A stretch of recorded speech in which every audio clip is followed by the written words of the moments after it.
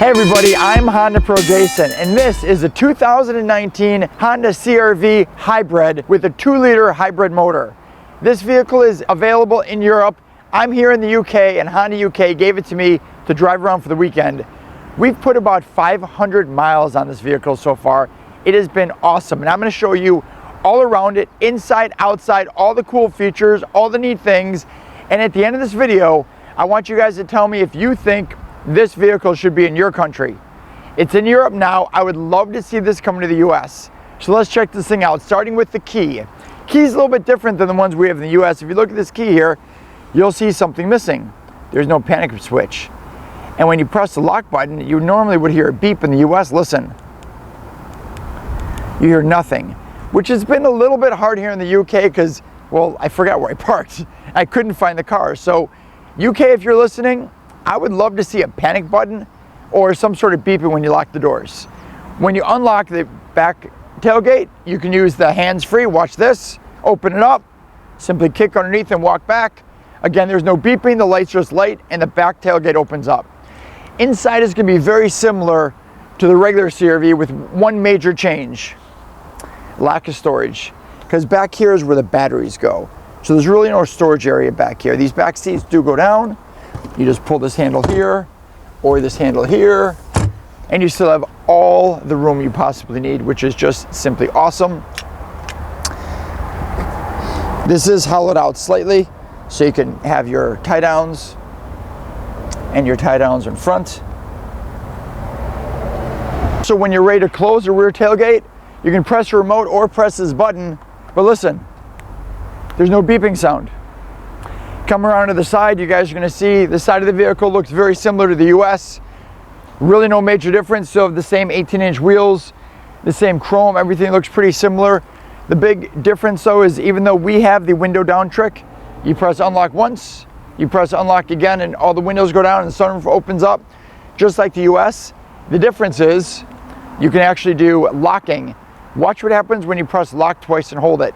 Not only do the windows go up, but watch the side mirrors. Lock, lock.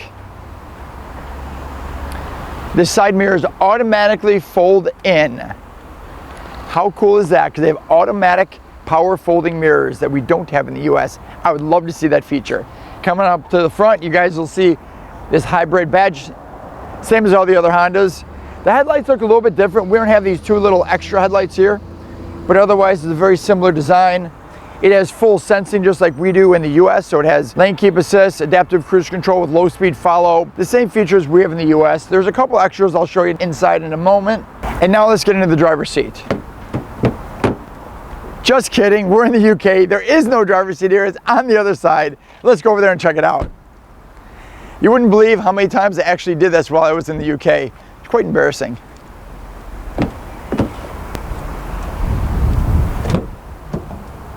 Since this is a right-hand drive, everything has been moved from left to the right, including the power button. So to start the car, the power button's going to be on your right-hand side. You start it up. A lot of times it's been starting up in the electric motor, which means it's been super, super quiet, and we loved it. We've put about 500 miles on it, and we've gotten an average of 45 miles per gallon. Now it's rated at 40. We got a little bit better, so it's super impressive. This area here is virtually identical to the ones in the US. Big major differences here in the UK and in Europe. You actually have to press OK. You can still use things behind here, the radio and everything will work, but if you don't press OK, the screen won't actually turn on, which is different than what we have in the US.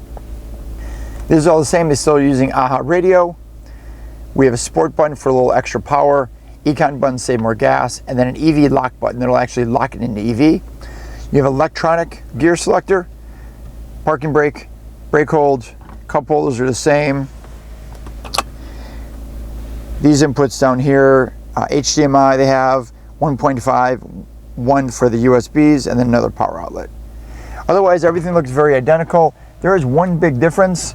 They have a heads-up display, which is right in this area here.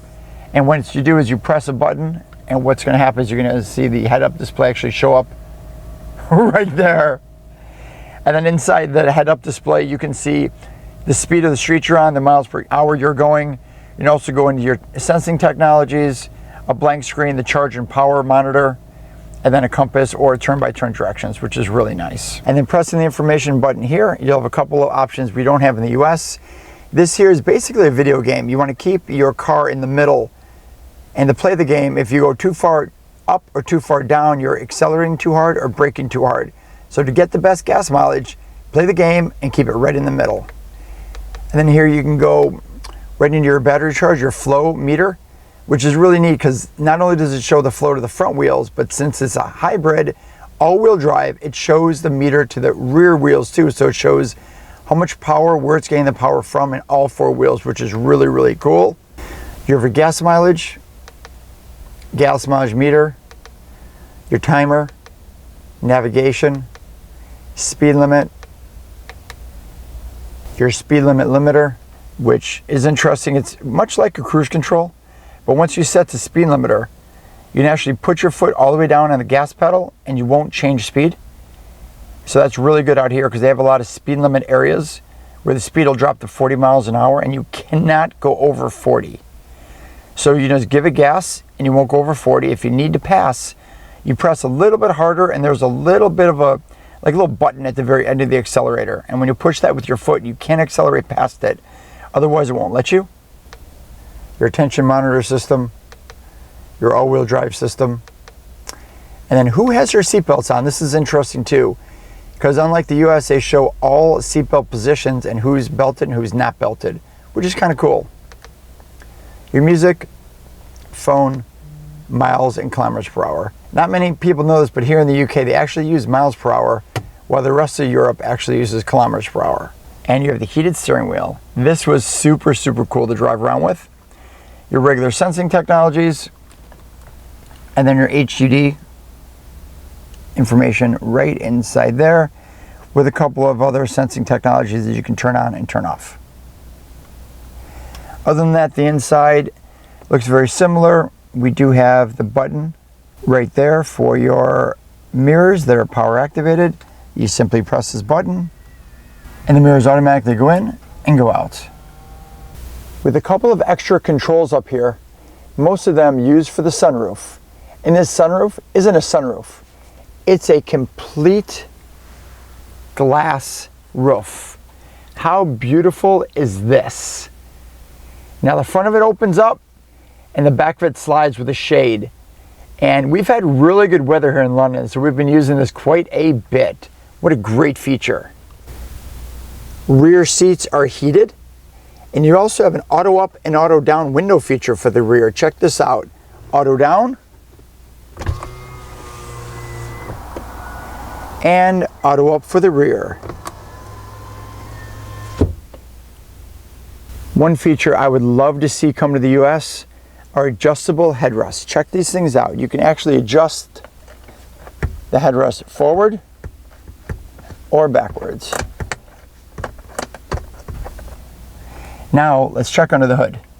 Underneath the hood, Honda has their 2-liter hybrid motor system. So it's the same system that's used in the Accord. It drove really nice in regular mode. And once we turned it into eco mode, it was really fuel efficient. And then sport mode, you could tell the difference. It definitely had a lot of power to it. Like I said, we've driven this about 500 miles and absolutely loved it. And what I want to know is, I want to know if you guys think this hybrid should come to your country. I want it in the US, so Honda of America, if you're listening, please bring this vehicle.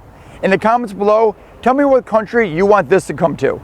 And as always, guys, this time from the UK, I'm the HondaPro, and now you're in the know.